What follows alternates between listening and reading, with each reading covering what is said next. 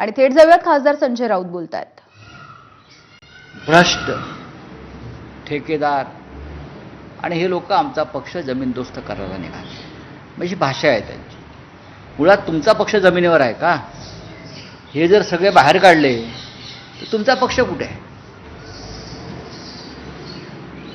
हातात पोलीस आहेत, पैसे आहेत प्रचंड, टेंडरबाजीतून खंडणीतून, आणि त्या ताकदीवर लोकांना धमक्या देऊन पक्ष फोडायचे. आणि त्यासाठी जे दलाल नेमलेले आहेत भाजपने, त्यातले एक दलाल म्हणजे गिरीश महाजन आहे पक्ष फोडण्यात. मला त्यांच्याविषयी का फार बोलावं असं वाटत नाही. पुढे जाणार पक्ष. ज्या दिवशी आमच्याकडे सत्ता असेल त्या दिवशी पक्ष बदलणारा पहिला माणूस गिरीश महाजन असेल. नाही, उद्धव ठाकरे मुख्यमंत्री असताना ह्यांच्या चौकशा सुरू झाल्या होत्या, तेव्हाचे पक्ष बदलायला तयार होते. उद्धव ठाकरे किंवा सरकार होतं महाविकास आघाडीचं आणि ह्यांच्या आर्थिक घोटाळ्यांच्या आणि इतर काही भानगडींच्या चौकशा सुरू होत्या, तेव्हा हेच निरोप पाठवत होते, मी राजकारणातनं बाहेर पडतो, मी शांत बसतो. हे डरपोक आणि गांडू लोक आहेत, अगदी स्पष्ट बोलतो. ट्विट कुणासाठी होतं नेमकं? कुठलं म्हणजे? दुसरं एक ट्विट केले तुम्ही की प्रत्येकाची वेळ येते. येते ना वेळ. जेव्हा आमची वेळ येईल, आणि येणार, प्रत्येकाची वेळ येते, वेळ प्रत्येकाची येते, प्रत्येकाच्या घड्याळात काटे फिरत असतात.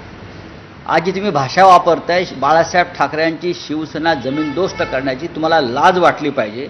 ज्या बाळासाहेब ठाकरेंच्या शिवसेनेनं बरं का तुम्हाला चड्डीची नाडी बांधायला शिकवली, तुम्ही राजकारणामध्ये कोण होतात? कोण होतात तुम्ही? ती बाळासाहेब ठाकरेंची शिवसेना तुम्ही जमीनदोस्त करण्याची भाषा करता, लाज वाटत नाही? आणि आमचे काही लोक त्याच्या बाजूला राहून फोटो काढत होते निर्लज्ज या गिरीश महाजनच्या. बघून आमचं लक्ष आहे. तुम्ही दिल्लीत आलेला आहात, G7 चे संमेलन. त्याच्यामुळे गिरीश महाजन हे जे बोलतायत ती भाषास्थाना घेऊन बुडणार आहे त्यांच्या पक्षाला. शिवसेना ही संपण्यासाठी निर्माण झालेली नाही. आतापर्यंत अनेक जण या पक्षातून बाहेर पडले आणि त्यांनी शिवसेना संपवण्याची भाषा केली. आणि भारतीय जनता पक्षाला अमित शहानी ते जंग पछाडला शिवसेना संपवण्यासाठी. त्यांना महाराष्ट्र संपवायचं आहे अमित शहाला. आणि हे महाराष्ट्र संपवणाऱ्याच्या जी शक्ती आहेत त्यातले हे गिरीश महाजन हस्तक आहेत, मराठीद्रोही महाराष्ट्रद्रोही लोक आहेत. हे आम्हाला संपवणार. आमचा पक्ष एका पवित्र विचारांसाठी निर्माण झालेला पक्ष आहे, लक्षात घ्या. आणि शिवसेना संपवणं हे गिरीश महाजनच्या 10 पिढ्या उतरल्या तरी जमणार नाही. 2, 4, 5, 25 माणसं फोडणं म्हणजे का पक्ष संपवणं असतं का हो? नरेंद्र मोदी पण काँग्रेसमुक्त भारत होते ना, काय काँग्रेसमुक्त भारत, भ्रष्टाचारमुक्त भारत. पण त्यांच्याच काळामध्ये काँग्रेस जास्त वाढली आणि त्यांच्याच काळात भ्रष्टाचार जास्त वाढला. आणि त्याच काँग्रेसच्या खासदारांना परदेशात पाठवून त्यांना भारताची भूमिका मांडायला लागली. मांडली ना. गिरीश महाजनचा अभ्यास कच्चा आहे. हे नाचेगिरी करणं म्हणजे राजकारण नाही. G7 देशांचं एक संमेलन होतं, गेल्या 6 वर्षात निमंत्रण मात्र यावर्षी नाही. विश्वगुरूंची गरज वाटली नसेल त्या संमेलनात.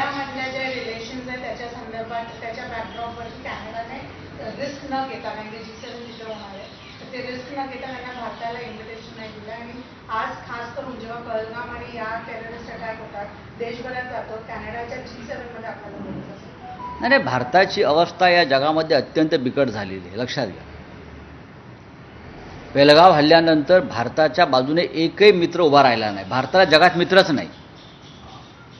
भारतासारख्या इतक्या मोठ्या देशाला जगामध्ये एकही मित्र नाही आहे, लक्षात घ्या. मोदी 200 देश फिरून आले पण मित्र कोणी नाही. या भारतात, या देशात त्यांना कोणी मित्र नाहीत, त्यांच्या पक्षात त्यांना कोणी मित्र नाहीत. जगात त्यांना काय मित्र असणार? खासदारांचं शिष्टमंडळ पाठवलं, खासदारांचं शिष्टमंडळ ते काय दिवे लावले? खासदार जाऊन तिथे गाणी वगैरे म्हणतात, बघितलं का नाही?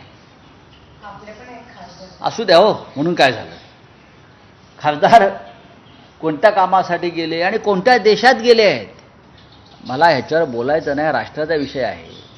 पण आज मला कुठेतरी पाठवलं एका खासदारानं की तिथे कुठल्या तरी एका देशामध्ये एक खासदार महोदय परदेशी लोकांना गाणी वगैरे म्हणून दाखवत आहेत. एका देशामध्ये हे शिष्टमंडळानं भारतीय लोकांसमोरच भाषण केलं आहे. गेलात कशा करता?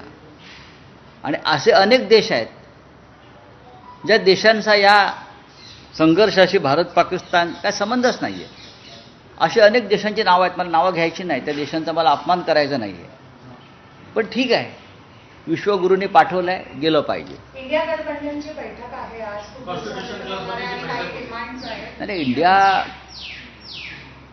मला जी माहिती आहे त्यानुसार ती काय इंडिया आघाडीची बैठक असं मला म्हणत नाही. काही विरोधी पक्षातले प्रमुख नेते तिथे एकत्र भेटून जे विशेष अधिवेशन बोलवायचं आहे, स्पेशल सेशन, तर त्या मागणी संदर्भातलं जे पत्र आहे, जो ड्राफ्ट आहे, तो मंजूर करण्यासाठी ते एकत्र जमणार आहे.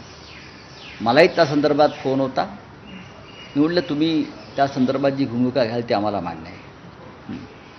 सर, एक प्रश्न आहे की आपण सिंधू पाणी वाटप करार स्थगित केला. आता चीन धमकी देतोय की आम्ही ब्रह्मपुत्रा नदीवरून मोठं धरण बांधणार आहे आणि त्याचं भारताचं पाणी थांबवणार. पुन्हा एकदा चीन हस्तक्षेप करतोय. दुसरीकडे आणि याच्यावरती हा प्रश्न तुम्ही संजय राऊतांना विचारण्यापेक्षा विश्वगुरू नरेंद्र मोदी असतील, अमित शहा असतील, आपले डिफेन्स मिनिस्टर असतील, आपले जयशंकरजी विदेश मंत्री, त्यांना हा प्रश्न विचारला पाहिजे.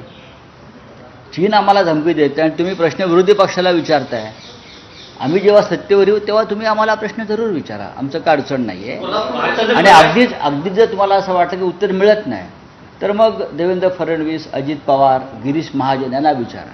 ऑपरेशन सिंधूरमध्ये अमेरिकेचा हस्तक्षेपचा आरोप करण्यात आला. त्यानंतर बांगलादेशमध्ये ही परिस्थिती आहे. भूटान, म्यानमार यासारख्या देशांमध्ये चीन हस्तक्षेप करतोय.